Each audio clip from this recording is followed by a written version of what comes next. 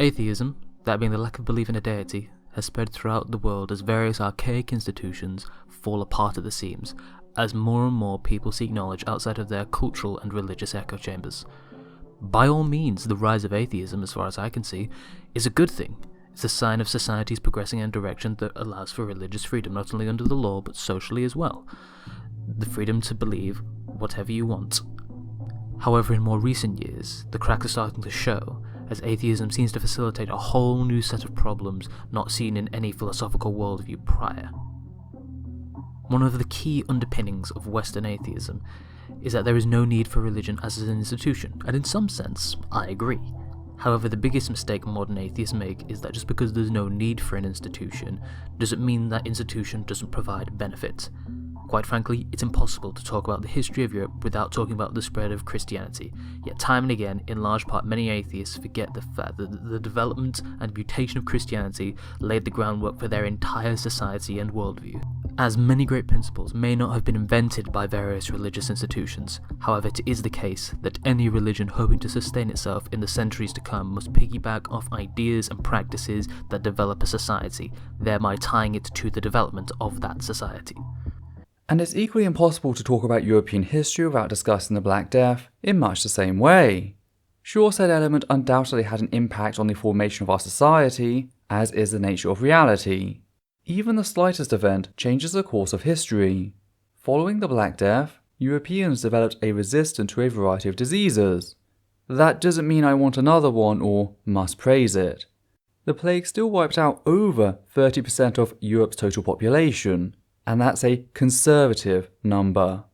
As for the quote, biggest mistake that modern atheists make is that just because there's no need for an institution doesn't mean that institution doesn't provide benefits, end quote.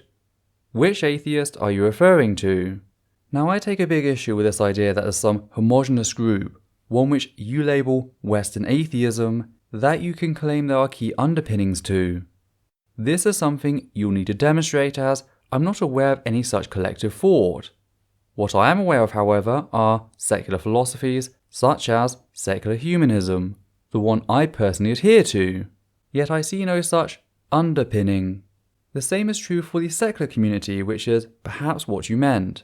The secular community are simply those who uphold state-church separation on a political level, as well as often on a more general day-to-day level. I don't like it when religious people attempt to force me to adhere to their faith-based beliefs, regardless of whether they do so via the law or attempts at social cohesion. But when it comes to these communities, I've seen said people be very careful in what they state on the matter. They never say religious institutions offer nothing, but that religious institutions offer nothing we can't source from elsewhere without the many drawbacks that arise when one sources it from religion. For example, charity work. Religions do carry out charity work, though often not as an attempt to do good, but frame themselves in a manner that makes them appealing to converts. Now, when it's just the PR thing, it's tolerable, it's not nice, it's not actual charity, but it's tolerable, people are still being helped. But there are numerous instances of what I've seen being referred to as sandwich at ransom. The Salvation Army is an institution that many people of all religions and none donate to that has such appalling policy. They not only spend vast waves of money donated to them by well-intended people on destroying the lives of LGBT+ individuals and funding hate campaigns internationally, but will actively refuse an LGBT+ person support. That is, unless they force themselves back into the closet with the condition that they listen to religious counselling for up to hours on end, telling them what an awful person they are for being something other than a cis heterosexual man or woman. In growing backlash at this, the Salvation Army has attempted to remodel its appearance, but this seems more a PR thing than a genuine desire to do the right thing. After all, their general treatment of everyone is appalling. But the coup de grace has to be the Catholic Church and the way in which it funnels charity money intended to help the poor back to the Vatican. The go-to example here is, of course, Mother Teresa, who pretended to care for the poor when the reality was very different. what many saw being presented as hospitals were referred to as dying homes by medical professionals, intending on gaining conversions before allowing people to die in often very slow and painful ways at the hands of often easily curable diseases. These places saw next to none of the money donated, with the vast majority being funneled back to the Vatican. When critics raised an issue with said practice, this was often labelled as religious intolerance, making the practice virtually untouchable. Not that nobody tried. Perhaps most notably, the secular journalist Christopher Hitchens did an investigation into Teresa's work, and though it's taken time, people's knowledge on Teresa's work has steadily improved as more and more people become aware of just how badly they were conned. But this is by no means an uncommon practice, just the most extraordinary because it's a con which took not just the Catholic congregation, but the entire First World. One thing both Hitchens and a 2013 paper on the matter noted was the way in which post-colonial guilt played a role. As both transport and transfer of information improved by lessening air travel costs and things such as photographs or film, the West was starting to come to face with the atrocities it had inflicted on other nations for centuries. Before, it was easy to ignore not just the singular events such as the military shootings of civilians, but the active draining of local resources. As a result, there was a well-deserved sense of national guilt that started to surface, and some people sought to alleviate that through charity. The steal a tenner, donate a pound approach to doing the right thing.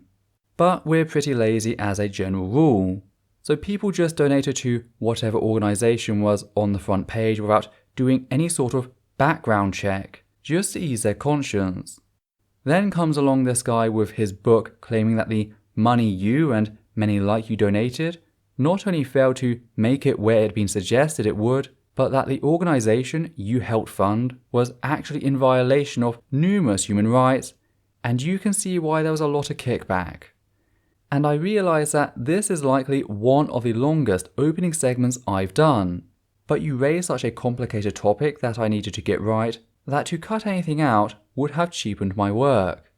And I've only covered one often raised topic.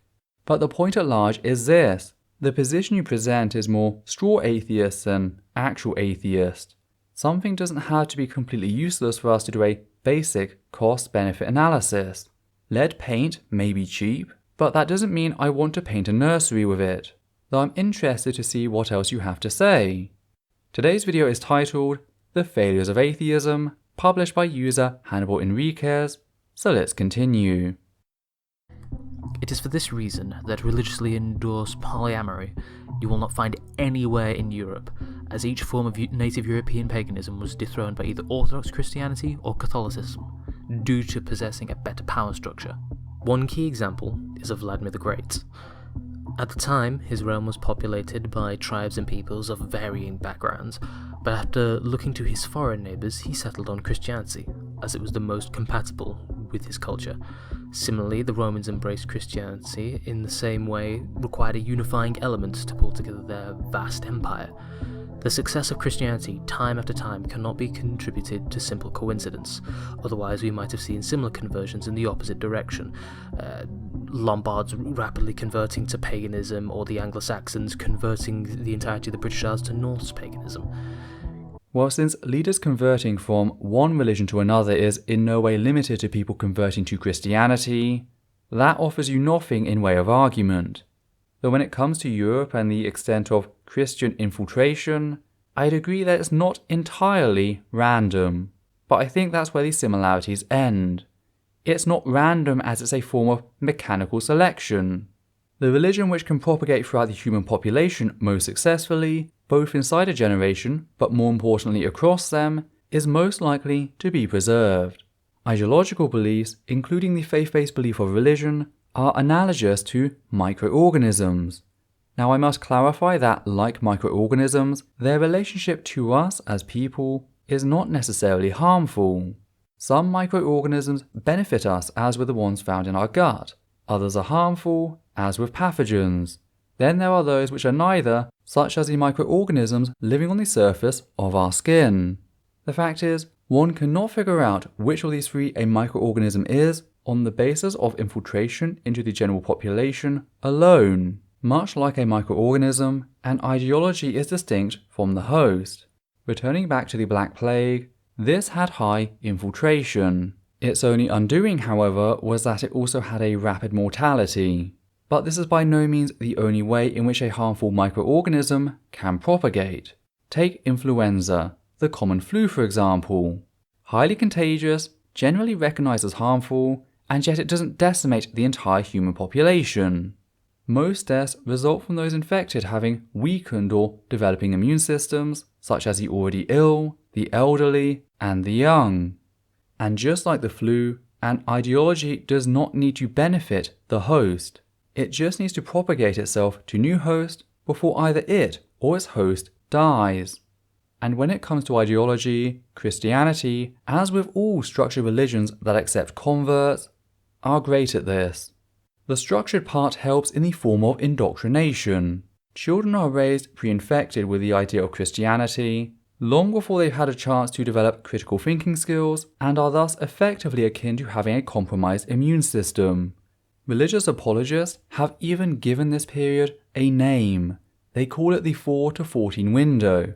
The age of 4 being the age at which a child can start to grasp the concept of a deity, and 14 being the age upon which many teenagers begin to question what their parents are telling them. If infected by this age, they are more likely to stay devout. Another part of that indoctrination is the constant threat of violence, not only in the form of divine retribution, but more importantly, from other Christians. This works to trap a person in the way that pagan religions do not, a fact which, by the way, has no relevance to the supposed functions said religious institution has outside of forcing their religion on others through the threat of violence. The answer is simply that Christianity has a hierarchy, a strong direction towards a nuclear family, and a demand for basic decency towards the fellow man. For the non-theistically inclined, it is important to remember that these are the qualities on which European societies are built on. If he takes another wife to himself, he shall not diminish her food, her clothing, or her marital rights. Exodus chapter 21, verse 10. Then there are numerous figures found in the Bible including Abraham, Jacob, and Moses, who either had multiple wives or had sex slaves on the side. The idea that Christianity has a, quote, strong direction towards a nuclear family is nothing more than a bold-faced lie. Also, which part of Europe and which era? Because from the Christianization of Rome in the 4th century Common Era right up to the 13th century Common Era, the majority of families were extended, not nuclear. As for, quote, a demand for basic decency towards the fellow man, end quote, if the facts that I just brought up sex slaves wasn't enough for you, I can also go on to discuss the Bible's allowance of chattel slavery, as is described very clearly in Leviticus chapter 25, verses 44 through 46, which read as, quote, your male and female slaves are to come from the nations around you. From them you may buy slaves. You may also buy some of the temporary residents living among you and members of their clans born in your country, and they will become your property. You can bequeath them to your children as inherited property and can make them slaves for life. But you must not rule over your fellow Israelites ruthlessly. End quote. And there were no protections or provisions for slaves of other nations, only Hebrew or Israelite slaves. Then we have the rape of young girls taken as the spoils of war in Numbers, a process which is described in greater detail in Deuteronomy, in how a soldier may choose one of said virgin girls, marry her, leave her for 30 days, and then rape her. So do tell me, where does this basic decency towards the fellow man exist? Because it sure as hell isn't part of the Bible. Even if we remove the rape of women because maybe you just don't care about women, maybe you just care about men, you still have to deal with the men of other nations who can be kept as chattel slaves. One of the biggest fails of atheism is in the UK, a nation which it is considered highly impolite and rude to discuss religion in most company. This is compounded with being one of the most atheistic nations on earth, meaning that most British people in the zeitgeist are highly unprepared to discuss religion, lacking the basic building blocks to form a theological argument against any religion in particular, believing that most religions are pretty much the same in practice and doctrine, a statement about as ignorant and stupid as saying all white people are the same. Well, naturally there are going to be differences at some degree, even if it were just the name. But what matters is, are they different on the important aspect? What's the important aspect, you ask? Do any religions have evidence to support their claims of the supernatural? On that basis, the sole basis upon which all religions rise or fall, they are the same. Not one religion has ever validated the existence of the supernatural. Not one religion has offered justifiable reason to accept a single one of their mystical claims. Not one. And yet, funnily enough, in your choice of comparison, I'm starting to get strong undertones of lobster love. It can be seen, for example, in the police refusing for years to deal with Muslim rape gangs in Rotherham and Telford, out of fear of seeming racist, lacking the fortitude to make a theological argument. So you think police failed in a matter of secular law because they, quote, lacked the fortitude to make a theological argument, end quote? What have you been smoking? What happened is a tragedy and has exposed a number of issues, including the lack of care for working class victims, particularly victims of sexual assault, and yes, the impact of religion on a person's perception and actions. The vast majority of the culprits were British Pakistani, were from Muslim backgrounds, and amongst them there was even an imam, a Muslim clergy member. But the response to religiously involved atrocity is not more religion. Certainly not from religions which not only share in their scriptural allowance of child rape, but actually share in the ongoing abuse scandals and have a known history of hindering police investigation and subsequent prosecution. Both the Catholic Church and the Church of England have ongoing sex scandals that they're aware of, numbering in the thousands. And only more recently has the Church of England made some sort of effort to allow independent investigation, more than 60 years after allegations started to come to light, and that cooperation is still paper thin. You have no ground to stand on in this case. And this isn't whataboutism, because you are literally forwarding one religion as an answer to another, even though the religion you are forwarding as an answer has the exact same problems. Pointing out that cyanide is a poison as you attempt to give someone dying of poisoning cyanide is not whataboutism, it's common sense and compassion for the person. Similarly, after terror attack and terror attack, with perpetrators claiming to be in service of their god, many fools claim these terror attacks are politically motivated, much like that of the Irish conflict, not understanding the difference between doctrine and a political religious label. You say we're the fools who don't understand it, yet you do nothing to demonstrate you do. Now I acknowledge that these terror attacks are both religiously and politically motivated. You see, the world is not this binary where it has to be one or the other. This is what happens when religion and politics mix. People die. Why? Well, because normally, good people do good things, bad people do bad things, but for good people to do bad things, that takes religion. Though I'd personally amend that to any faith-based belief. Once you can get a person to believe in anything, you can get them to believe anything is right, anything is justifiable. And true, in the UK, we haven't had many Christian terror attacks for a long time. But in parts of Europe and the US, that's not the case. Christian terror is the #1 terror threat in the United States of America. And this is not simply politics. This is a result of politics mixing with a book that has God openly order violence and even genocide in multiple instances, such as the aforementioned numbers. After all, did Jesus himself not apparently state, quote, "Do not assume that I have come to bring peace to the earth. I have not come to bring peace, but a sword," end quote.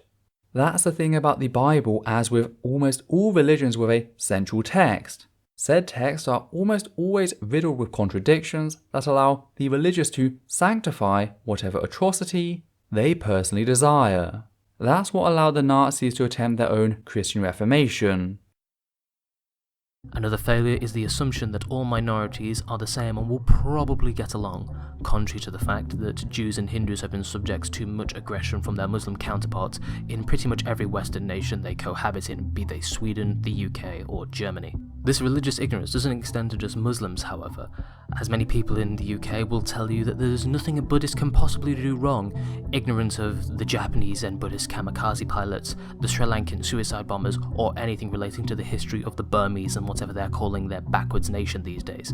All of these things have their root in the theology of choice. One of the most common arguments when talking about violence of a religious nature is, what about the Crusades?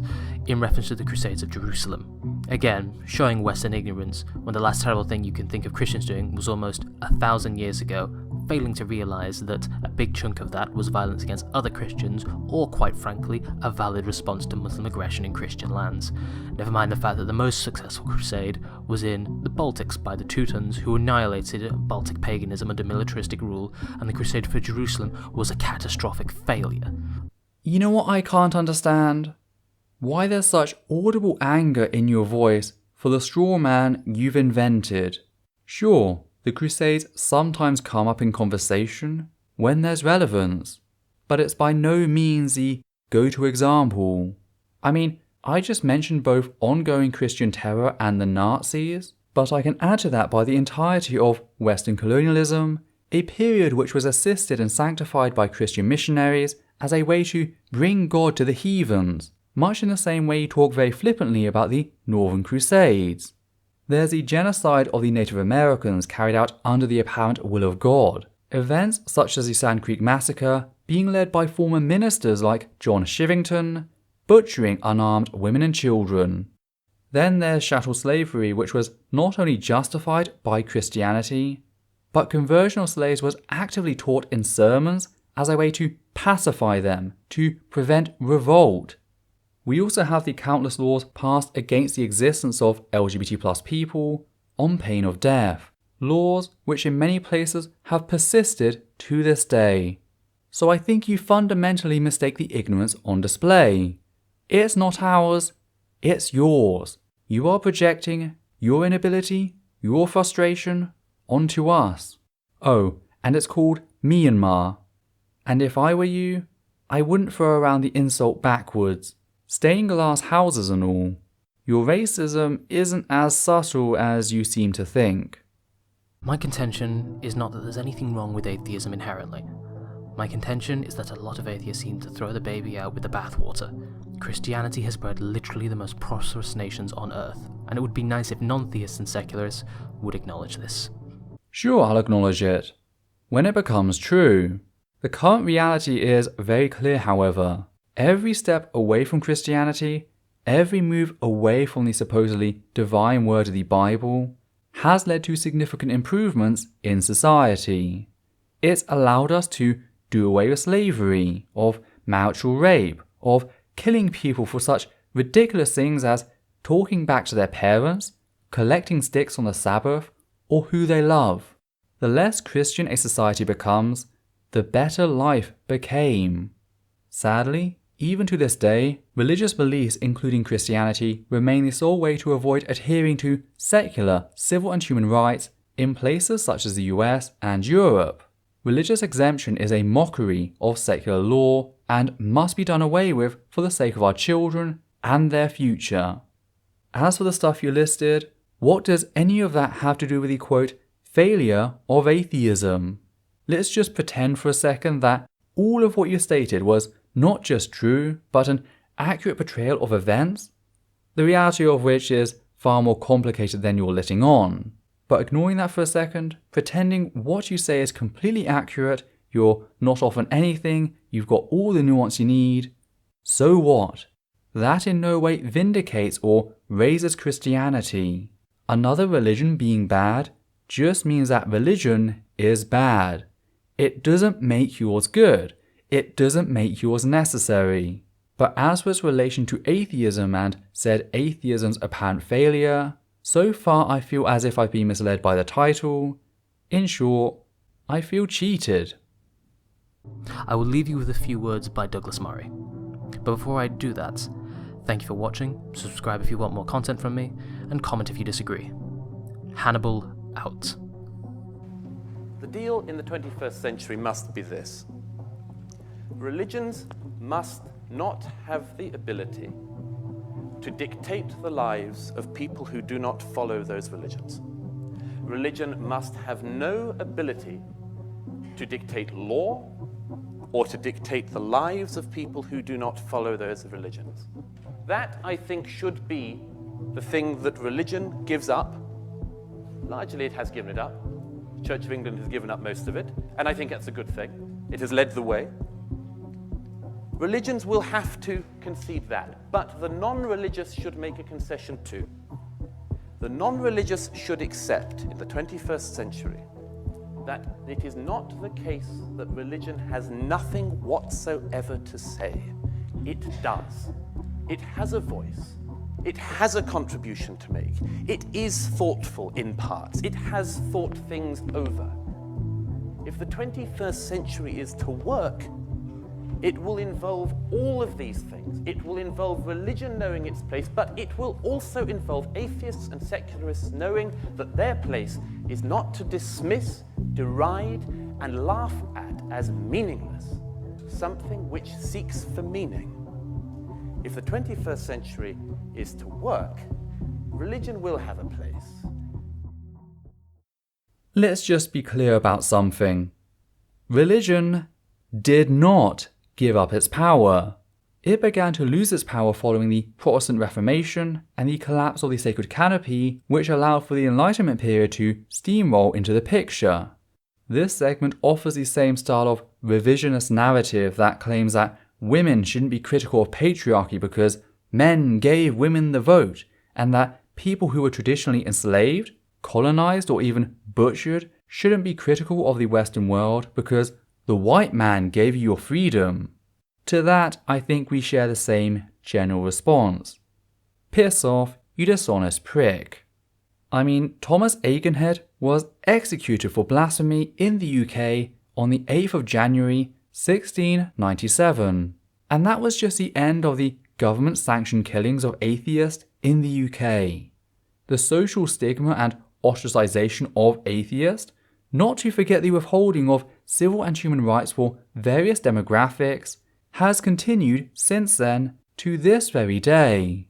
As for religion having something to say, we know nobody is in denial that religions have a lot to say on a lot of different matters. It's getting them to shut up, that's the problem. It's getting them to understand that their baseless assertions are worthless, that they have nothing to offer humanity until they can demonstrate the veracity of their claims. That is outside of acting as a historic warning of the way ignorance and hysteria can cultivate and allow for numerous atrocities. There's no bargaining on the table. Secularism was never yours to allow for. It's the moral stance of society on the topic of religion. When religions have the capacity to dictate the lives of a nation's citizens, everyone suffers as a result, even the people of that religion, since they've had their minds, their curiosity, crushed under the jackboot of dogma. You titled your video The Failures of Atheism, whilst all you have done is demonstrate the ignorance of the religiously devout.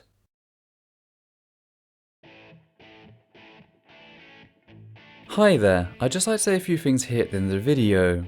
First, I'd like to thank everyone who's ever donated to the channel via Patreon, giving a special thanks to the following people: Hannah Banghart, Matthew Kovac, John Schoenrock, Daniel Martinez, Ernst Puna, and Alexander Williams. Your support has ensured this channel its ability to grow over the years, and really is the only thing that manages to keep the channel afloat. I'd also like to ask that you comment down below and like this video, as well as subscribe and follow Essence of Thought on both Facebook and Twitter. Please also consider following Atheist Alliance International on Facebook, an organisation dedicated to helping atheists around the globe. Any comments utilising language which insults others on the basis of perceived gender, sexuality, ethnicity or ability both mental and physical will be removed immediately and the commenter may be blocked on the moderator's discretion. Let's keep this space one which upholds the humanist values. Thank you.